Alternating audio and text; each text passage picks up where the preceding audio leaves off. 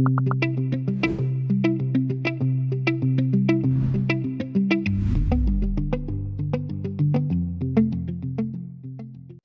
so we're going to get into making our own homemade dark chocolate today. Now this recipe is really simple because it only has 4 ingredients.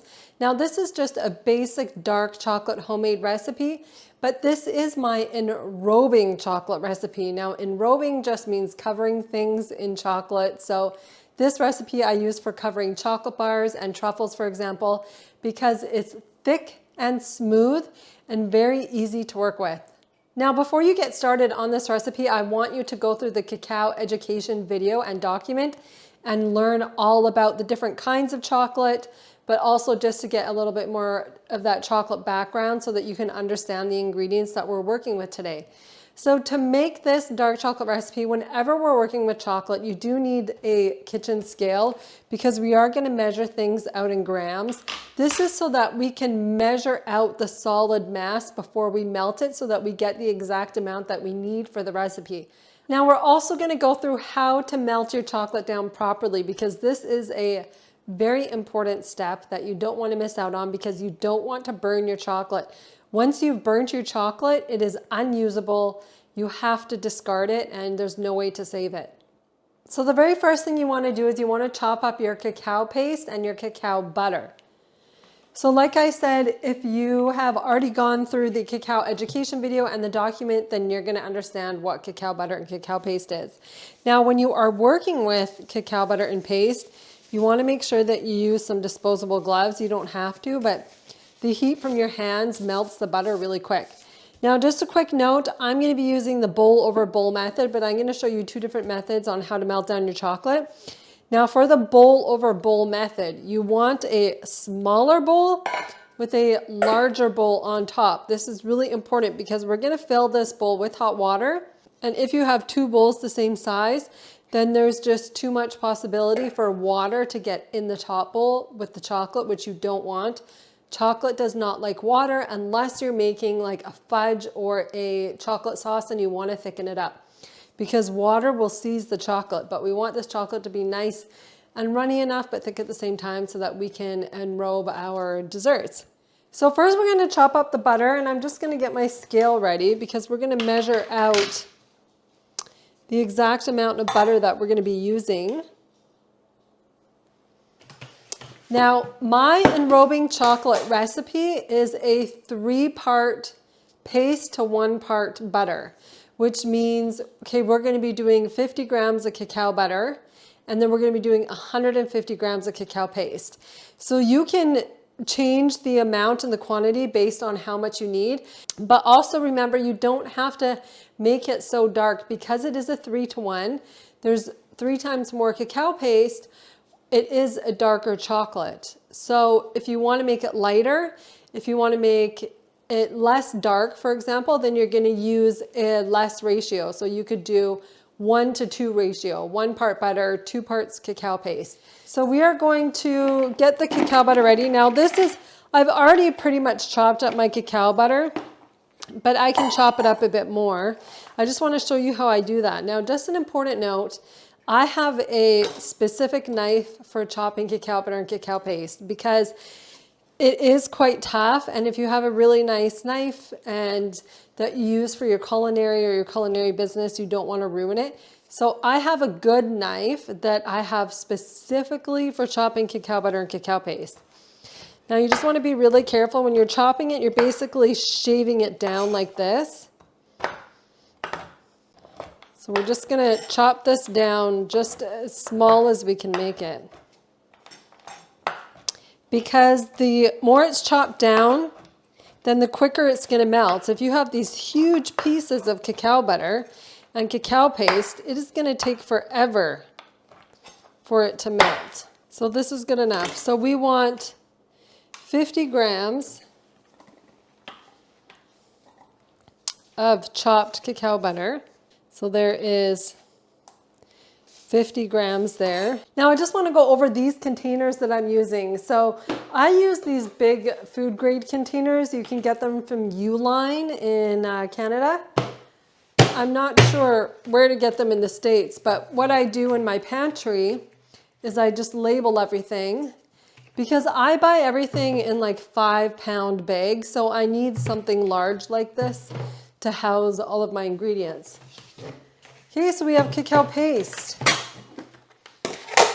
And again, if you watch the cacao video, then you know what cacao paste looks like.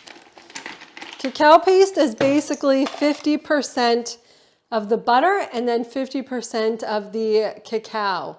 So we're just going to chop this up here as well, shave it down. And we need 150 grams, right? So we need quite a bit more. And you can tell that the cacao paste is a lot tougher. So it's going to be a bit harder to chop down.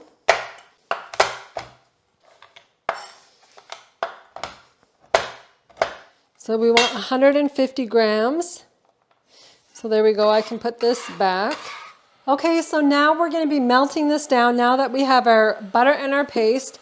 Another important note is you want to add the butter first before you start melting this down, because the butter is going to help the paste melt because it melts a lot quicker. So I'm just warming up some water in my electric kettle. So all I do is I put water from the electric kettle into the bottom of the bowl, and then I'll put the bowl on top like this and wait until it melts down. Now, if you don't want to do that method, that's fine. If you want to do the bowl over pot method, you can do that as well. What you would do is you would grab a pot and put the bowl on top. You want to put a little bit of water. If you're doing it this way, you don't want the bowl to touch the water in the pot because it gets very hot, and then again you'll burn your chocolate. So in this case, you're just going to put a little bit of water in the bottom of the pot. You're going to put this back on. You're going to put it on the stove, and you're going to put it on the lowest temperature, on simmer. Now you can let it like come up and boil a little bit, but then shut it off and then put the chocolate on top of the pot. And then you also want to get your other ingredients out in front of you because we need to use a sweetener and some vanilla. And if you watched my sweetener video, then you know that coconut nectar is my all-time favorite sweetener. It is low glycemic, high in minerals, and just gives a nice robust flavor in the chocolate. So we're going to get that out. We're not going to add that in yet. I'll show you when to add that in. So my water in the kettle is boiling. So all I'm going to do is I'm going to add this in, and it is okay for the bowl to touch the water in this case, because it's only the hot water from the kettle. Again, when you're doing the bowl over the pot method, then you don't want this bowl to touch the water. It's going to be too hot. So then you want to get a spatula. I just got a spatula here because what's going to happen is as it starts melting down, you're going to want to stir it around. But I'm just going to leave it right now to just kind of let it melt down. And then I will just show you the steps in the process as it melts.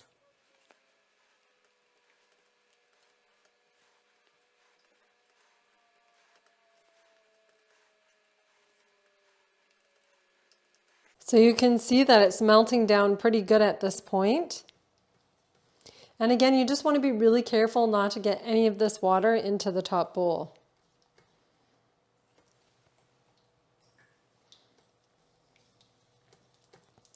Now we don't want to add any of the sweetener until all of the chocolate has been melted down.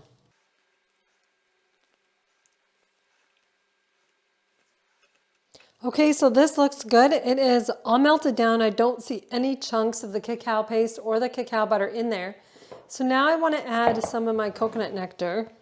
Now I like to add 3 tablespoons, but of course if you want it sweeter, go ahead and add more.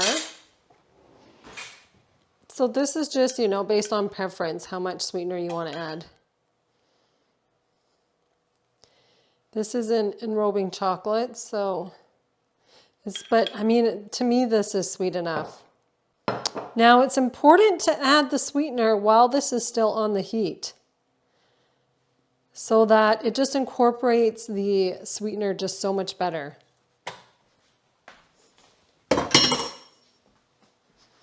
So now I'm just going to stir this in, and you're going to see it starts looking a bit grainy. This is because we've added liquid to the chocolate, this liquid sweetener. So it looks a bit grainy, but as you stir it, it's going to go away and get smooth again. It's like the same concept as making a ganache. The same thing happens when you make a ganache. When you add liquid, it goes grainy like this, and just as you move it around and stir it in, it will end up emulsifying in. Okay, so that is mixed in really good. So now what I want to do is I want to take this off the bowl, but I just have to grab a towel because I just want to wipe the bowl here. Okay, and now we're going to add in our vanilla. So as you know, I like the Medicine Vanilla Flavor Extract, and we are adding in 12 drops. And you'll see, I mean, I don't really count the drops. I just kind of know how much to put in. So I've made so many of these chocolate recipes, you could imagine. Okay, so we're going to stir that in. Now, when you are going to be enrobing things like chocolate bars or truffles, you have to remember right now in this bowl, it's quite hot. And this is why I use stainless steel bowls, is because it conducts the heat better. So it's going to melt down quicker. Now, but because it's hot, this chocolate is going to stay hot. You want to put this into a little glass bowl.